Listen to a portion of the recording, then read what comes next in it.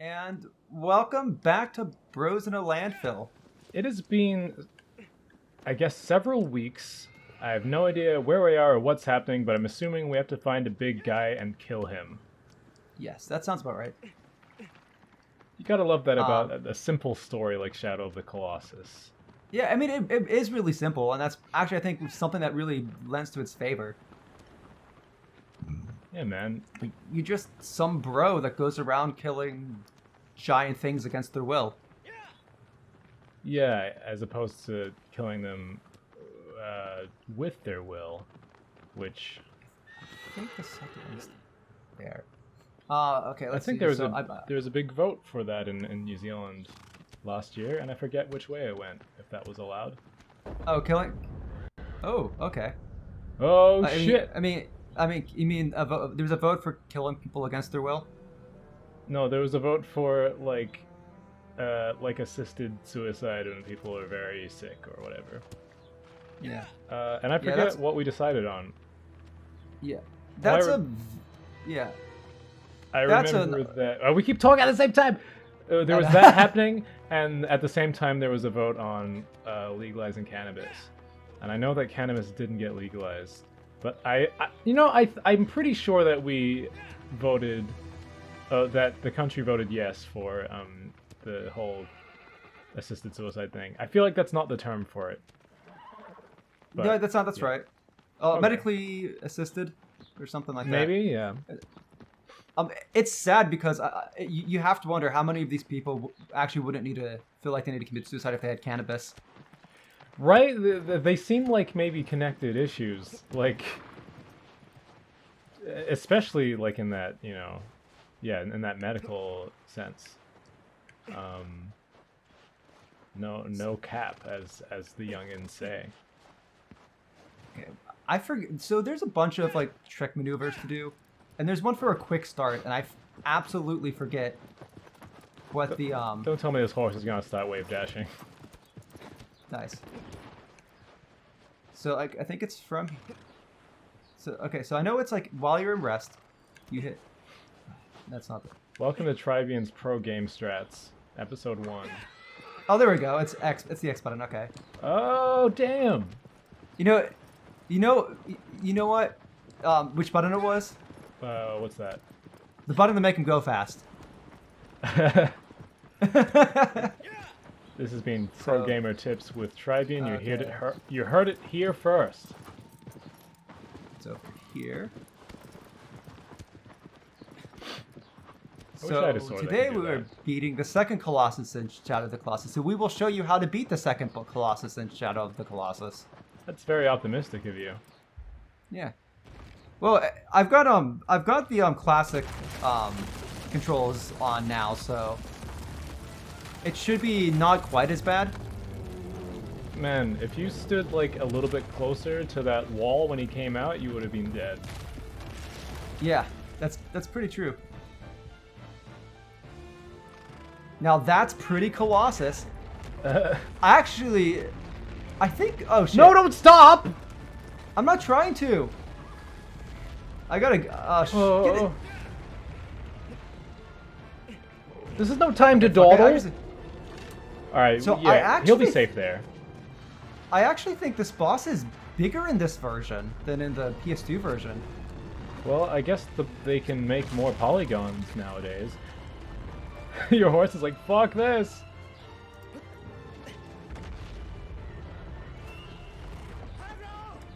Well, this is, we're recording this on, I suppose, your Halloween, and my post-Halloween. So, do you have any plans for Halloween, Trybien? Recording Shadow of the Colossus. Why isn't getting with the season? Why can't I fucking draw my bow? I'm hitting.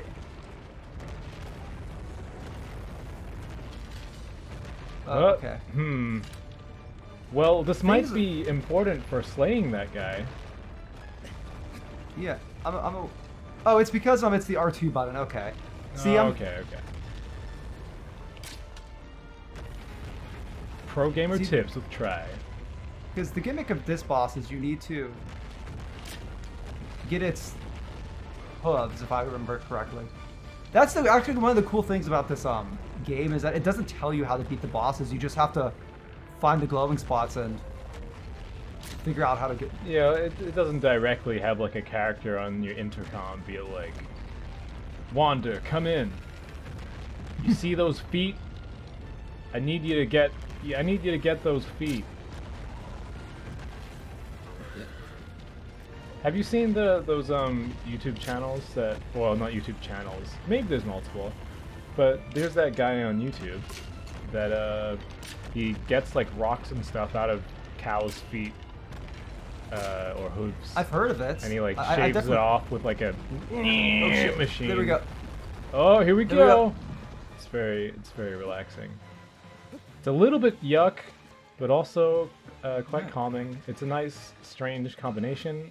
He has a very Bob Ross kind of personality. Oh, I can get up on here. Come on. That looks hairy. That not... Oh. Come on. Huh.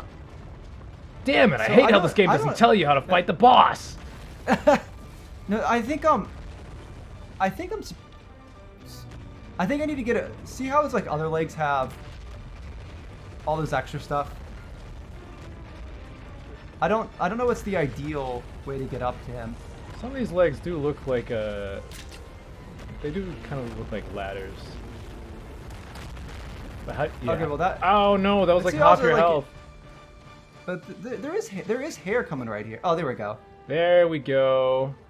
Now, if I'm right, the health should respawn over time, so that shouldn't be the worst thing. All right. God, this song, this music. dude. I had it on my MP3 player as a kid, and I felt like a badass. Well, not a kid, like a middle-aged, well, like not a middle-aged, a middle schooler. When I was middle-aged, I listened to this. Okay, there we go. You know what? Maybe I'll take some headphones with me next time I go up a very big hill, and when I'm getting closer to the top, I'll play this.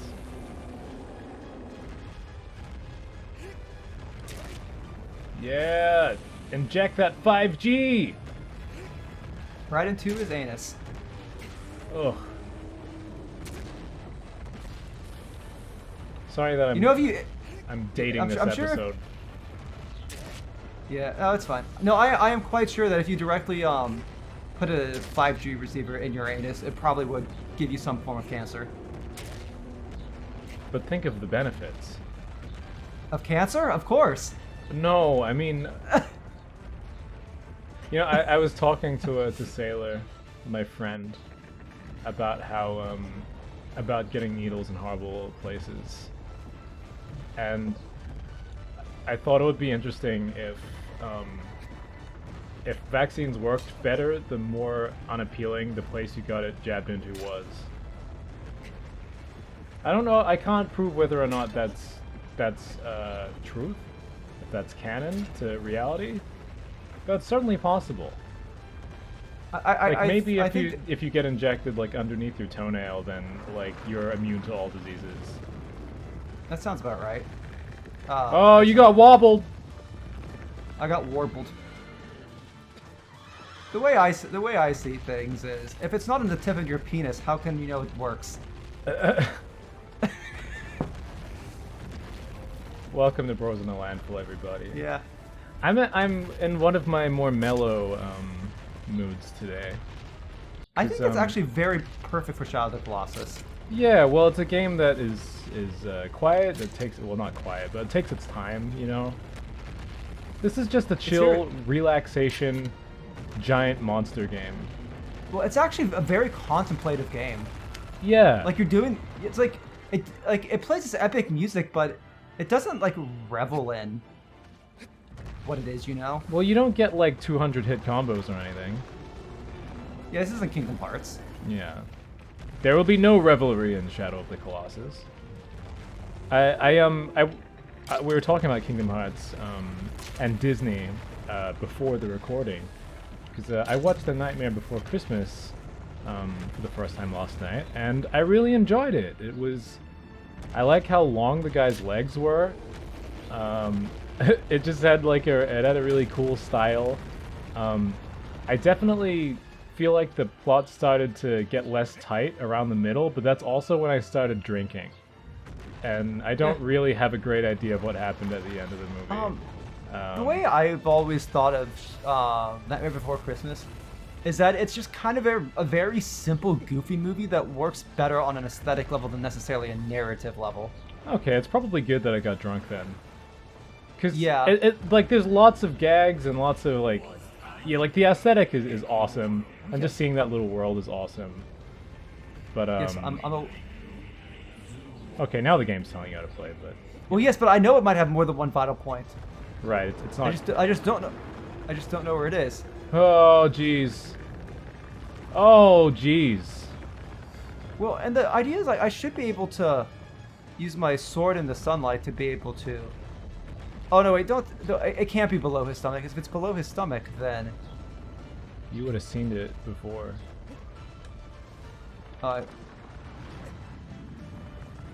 Okay, there. Okay, now it's a side Oh, okay. Here we go. Here we go. Directly into the brain. So far my Disney adventure has it's taken me to Lilo and Stitch. It's taken me to Aladdin and Nightmare Before Christmas. Lilo and Stitch kicks butt. That movie's awesome. It's Lilo and Stitch is good. one of those movies that it's like people don't remember quite as like much, but like it was huge back when it came out. Well, it deserves to be, man. It's like the pacing is so tight, the animation is so expressive and delightful and funny. There's like genuine emotional drama in there, and you feel the characters.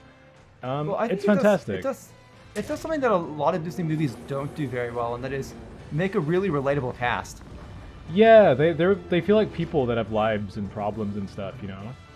Like, because I watched Aladdin afterwards, and I did enjoy it, but the characters felt definitely more thin, and just like there was just less believability to it. Yeah. And, you know, not because there was a magical genie and stuff, because Stitch is also fantastical. It's that, we get you know, the people are realer in Lilo. And the development is more believable. Well, because Disney movies in general take a lot from like fairy tales throughout on different fables, cultures. Yeah. And those stories usually tend to be more in line of what we would call characters that are like symbols of something, or like this character stands for something rather than being a fully fleshed out human being. Yeah, and that's okay, like, because the characters all have personalities, and like Aladdin has to work through some shit about, you know, his self-esteem and his class and stuff. But yeah, he's just less believable as a character. And I think it's fine that these movies are simple stories with appealing, you know, visuals that are kind of just like really nice to look at and really exciting to follow. But I just love how Lilo and Stitch managed to have it both ways. Well, I think the other thing too is that when you get to like these sort of like fairy tales and fables, it kind of gets into this weird territory where they're kind of it's like it's these versions of other cultures that are kind of glossed up. Yeah. It's like we know that Arabian countries aren't really like that. Like it's taking parts of their culture, but it's. Yeah, it was interesting because it had that whole disclaimer beforehand, like on Disney Plus, where it's like, hey, this is like maybe a bit racist, but we're leaving it as it is because history of our history. I wish they didn't need to put the disclaimer, but at least I can respect that they didn't change the original artistic vision. No, I think the disclaimer is fine. It's not like, you know, super intrusive, and I think in there's got to be at least a few Disney properties where it's like, oof, that's rough. Yeah. You know? Well, yeah, no, I know, like I definitely see in like certain sort of contexts, especially when you get to some of the iffier beliefs from like the early like 50s and beforehand when it comes to race and stuff. Yeah. But like, I do think we sometimes get a little bit weird when we're talking about like caricatures of other cultures, since that's just something that like is done around the world. Like, I mean, have you seen Americans in anime? Yeah, I will. I don't imagine you find Terry Bogard offensive, or like Captain Falcon or whatever. But yeah, I mean, there's nothing. I don't think anything in Aladdin feels particularly mean-spirited or like. But again, like I'm pretty ignorant to what it's like to be a real person from Aladdin world. Yeah, I think actually what makes those conversations a lot tougher is that it's not going to be the same from every like Arabic or Muslim person. Like what makes these conversations very complicated is that there are going to be some people that are offended, but there's also going to be some people who aren't. And then who do you believe? Who is more right about being offended and not being offended? Yeah, and you I can't think really make that. There's often stuff like that when it comes, especially when it comes to stuff like cultural appropriation, where there's just no like I think there are some cases that are like pretty blatant, but there are also ones where, it's gonna split the community down the middle. Yeah, I think the general rule of thumb is like as long as you're not putting down another culture for your own benefit. Sure. Or if you're necessarily like recontextualizing something from another culture. I guess the issue is that like the social ramifications of like even a well-meaning depiction of the culture can have negative impacts that are just like hard to really trace or see. Yeah, but at the same time, like those sort of at the same time, those portrayals can be a great introduction for people to other cultures, putting them in a way that like Americans can understand, so that like if they're interested, they can learn more from themselves. Right. I mean, how many freaking Arabian heroes are there in American movies? Can we count Aladdin as good representation? I mean, probably not the live-action Aladdin. Well, I haven't seen it myself. I just haven't heard good things about that movie. I mean, fair. I'm actually like, I was thinking about that actually. Like after I watched the movie, I thought this seems like a difficult movie to do in live action because like, I think the characters would be less likable if they were real. The fact that they fall in love so quickly would feel stranger coming from non-cartoons, and like the kind of they're kind of petulant, the characters in the movie, which is okay because in this youthful way, but like I don't know, I feel like if it was gonna be in a live action movie and it was gonna be the same characterizations, you'd probably need like teenagers. Yeah, I don't know. It's also just a really basic story. Like not much happens in it, to be honest. I almost felt bad for Jafar most of the time because he spends most of the time taking fat L's. Yeah, but it's those fat L's that turn him into the monster that he is. I mean he's evil from the beginning. Yeah, that's fair. You're right. But I just, watching someone fail at what they want to do over and over makes me feel for them. Part of why I wanted to watch Aladdin was that I'm a huge fan of a parody musical of Aladdin called Twisted, in which Jafar is the hero.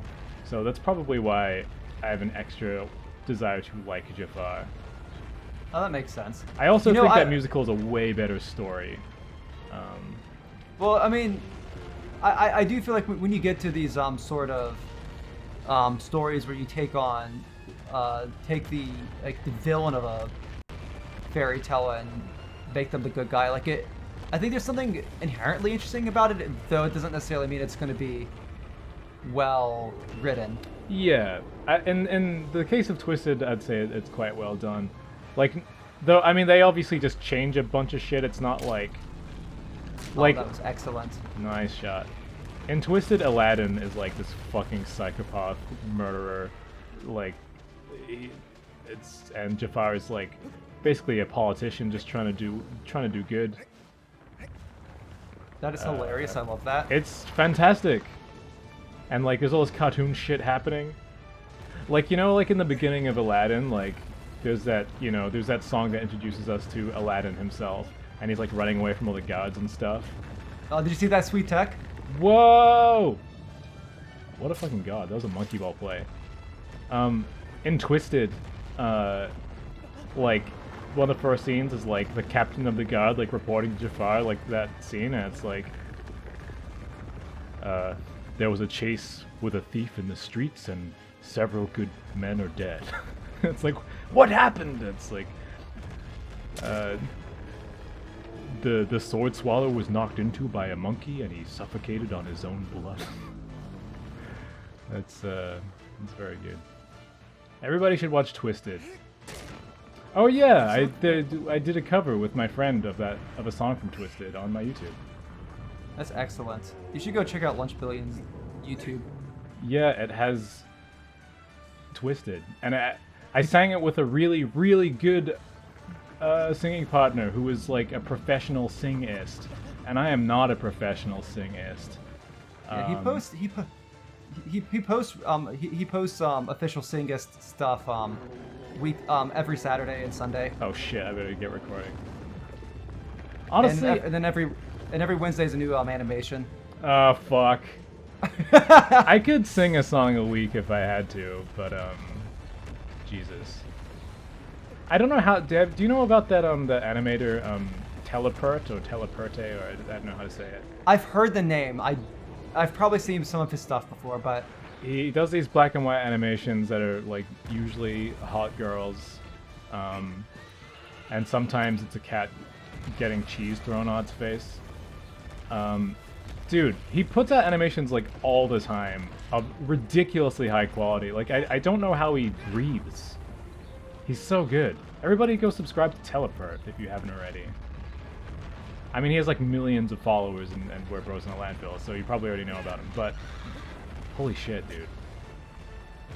I don't know what I'm doing wrong here.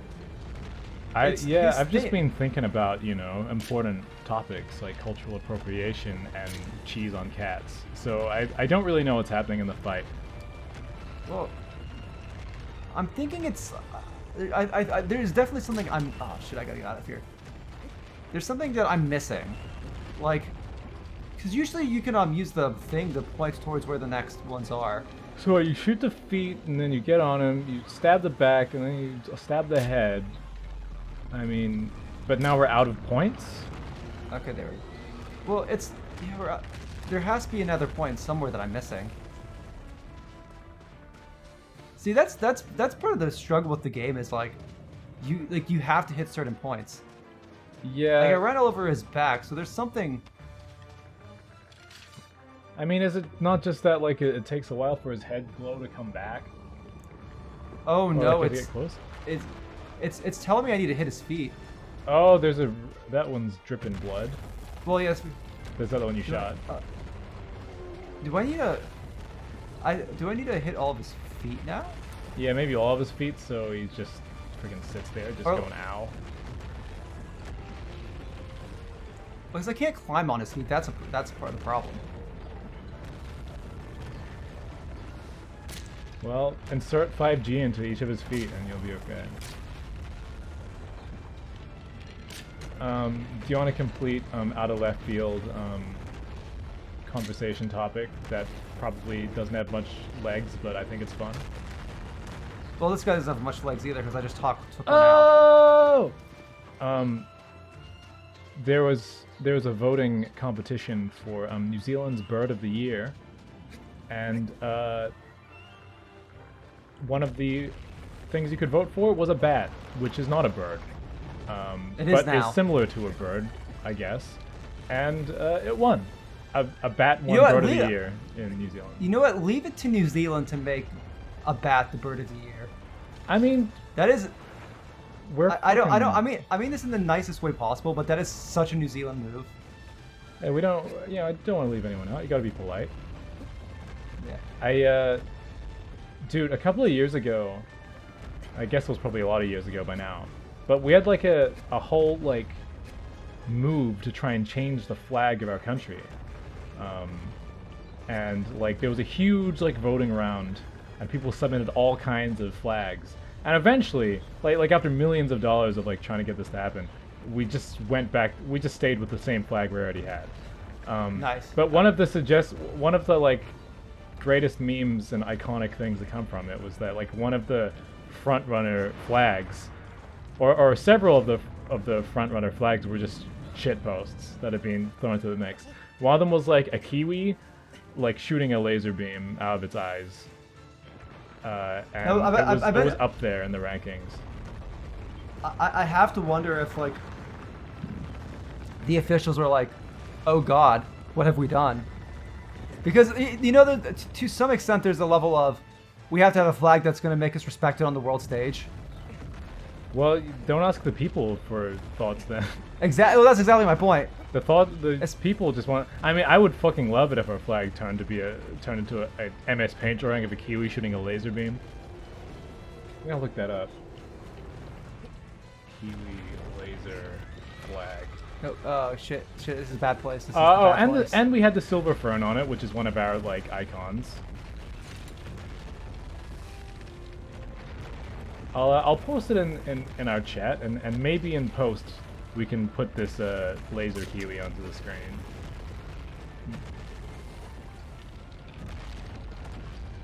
See, this is one of the moments where the game's just kind of being obtuse. Yeah, well, that's kind of the like.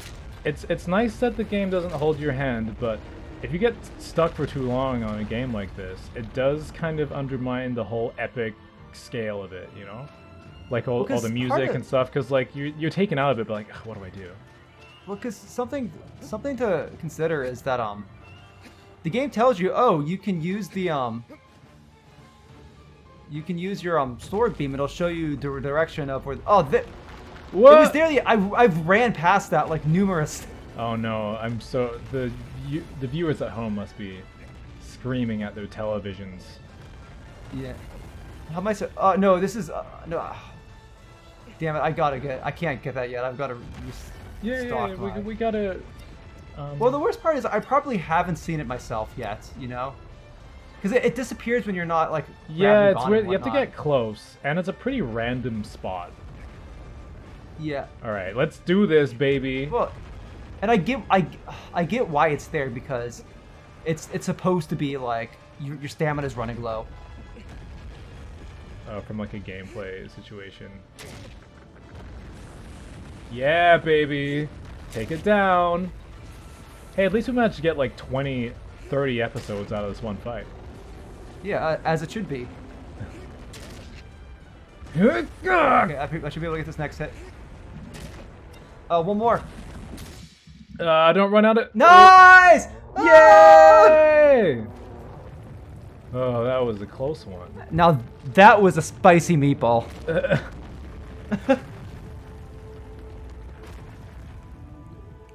Can you imagine if that was the dialogue after the scene? Yes. Like, Wanda just had, like, stupid-ass one-liners. I love it. You won! You didn't lose! Woo! I've got all these sweets in my room from Halloween last night, and nice. They are gonna be the death of me. As they should be.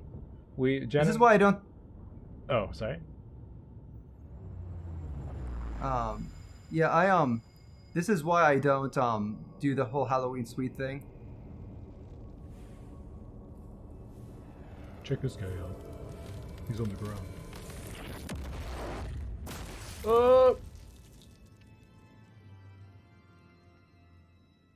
Yeah, we went and got lollies, like, because Whoa! I didn't know you were a lolicon. What? Lolly. Lolly. Don't you okay. Twist my dialect, you degenerate. Look, we are on YouTube. New Zealanders love lollies. Anyway, we went out to get some because some kids came to the door to trick or treat and we didn't have any lollies. Were those kids lollies as well? Shut the fuck up. Were they lollies with lollies? Well, we didn't have any confectionery for them, and I like kind of awkwardly tried to find something, and they're like, "No, it's all good," and then they left. And then we were like, we should get some lollies and hope that no more kids show up so we can. So the kids that showed up weren't lollies, so you were disappointed, so you went and got lollies. Oh my fucking god! And this has been Bros in a Landfill. See you next boss.